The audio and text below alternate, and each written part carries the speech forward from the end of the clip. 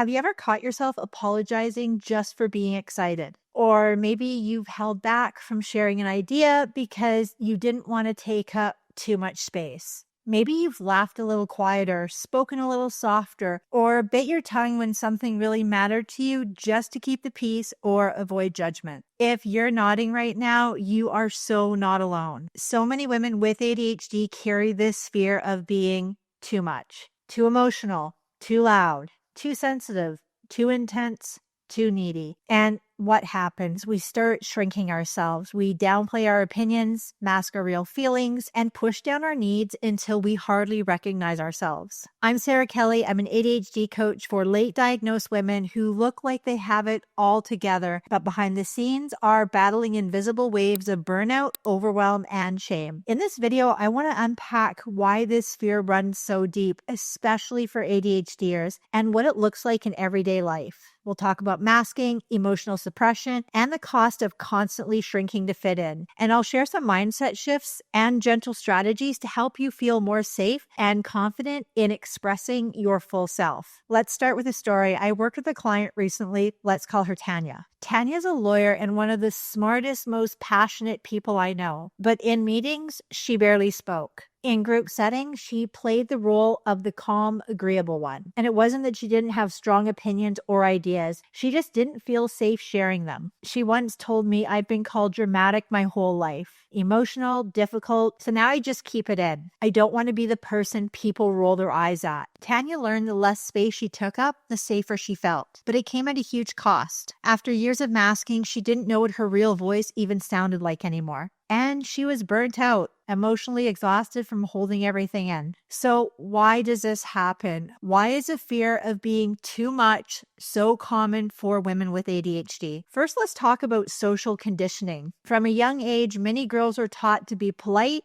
agreeable, and selfless. So if you are impulsive, passionate, or sensitive, traits common in ADHD, you may have gotten a lot of negative feedback.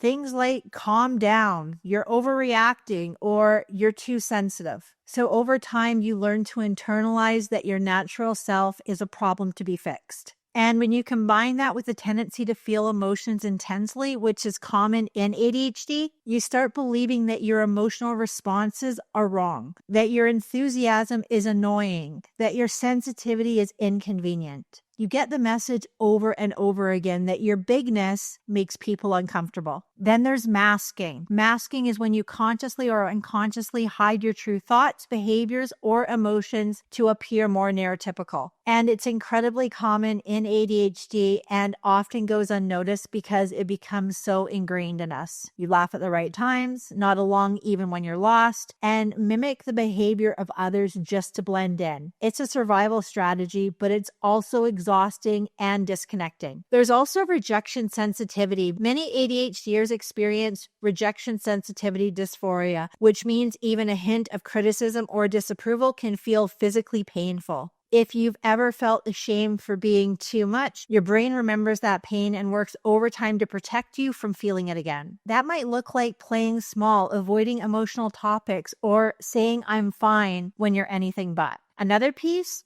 emotional dysregulation. Our emotions often show up big and fast. And when those emotions have been invalidated or misunderstood in the past, it's easy to start believing that they're wrong, that you're wrong. So you try to contain them. But emotions don't go away just because we pretend they're not there. Instead, they build. Masking and emotional shrinking can show up differently depending on the context. At work, you might second guess your contributions in meetings. You might preface your ideas with things like, "This might be silly, but," or "I'm not an expert, but." And at home, you might hide your frustrations or pretend you're not overwhelmed to avoid seeming dramatic or ungrateful. Even in friendships, you might minimize your needs, always play the supportive role, and never let yourself be the one who needs help. And over time, this can become a full-time job, managing other people's perceptions, trying to calibrate yourself to what you think is acceptable. And let's face it, it's exhausting, and it creates a sense of chronic disconnection from others and from your own self. This also impacts your self-esteem. When you're constantly filtering yourself, you stop trusting your own instincts. You start believing that your real thoughts or feelings aren't valid. You You may even begin to resent the people around you, not because they're doing anything wrong, but because you don't feel safe being your full self. So,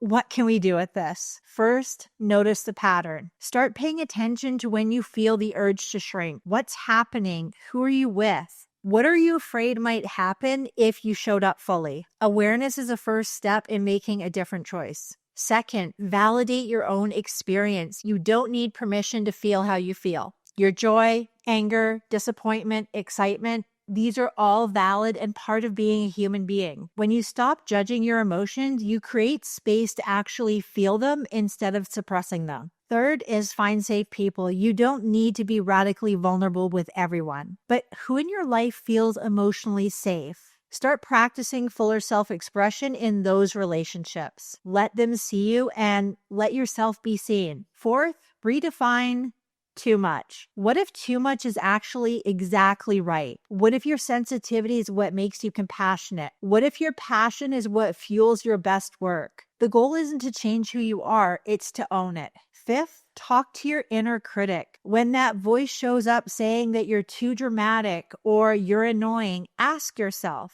whose voice is that really? Is that your truth, or is it an old script that you've outgrown? And finally, practice expressing one small truth at a time. You don't have to go from masking to full-blown authenticity overnight. Maybe today it's saying, actually, I'm not okay, or letting your enthusiasm show in a meeting, or telling a friend, I'm really hurt and I need to talk about it. One honest moment at a time, you start building safety within yourself. And this work can feel really vulnerable. And yes, some people may not respond the way that you hope, but many will. Many will feel more connected to you because of your openness. And most importantly, you will feel more connected to yourself. If this is hitting home for you, this is the exact kind of work that I do in my coaching practice. There is a link to book a call with me in the description of this video. I'd love to chat with you to see how I can support you. It's really important to remember that you're a full human being with a rich emotional world, and you deserve to be seen, heard, and supported in all of it. And again, if you'd like some help unmasking and reconnecting with the real you, that's what I'm here for. There's a link to book a call with me in the description of this video. Thank you so much for watching. Like, subscribe, share this video with someone that you love, and I will see you in the next one.